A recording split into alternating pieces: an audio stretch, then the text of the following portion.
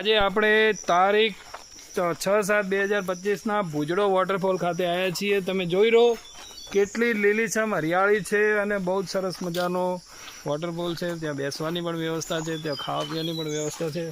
સરસ મજાનું લોકેશન છે। તમે એક દિવસના પિકનિક માટે જરૂર આવી શકો। વચ્ચે વચ્ચે આવી રીતે મોટા વડલાઓ પણ આવેલા છે, ત્યાં તમે બાળપણની યાદો પણ તાજી કરી શકો છો, હિંચકા પણ ખાઈ શકો છો। આ એક સરસ મજાનો ટ્રેકિંગનો પ્રોગ્રામ પણ થઈ શકે છે।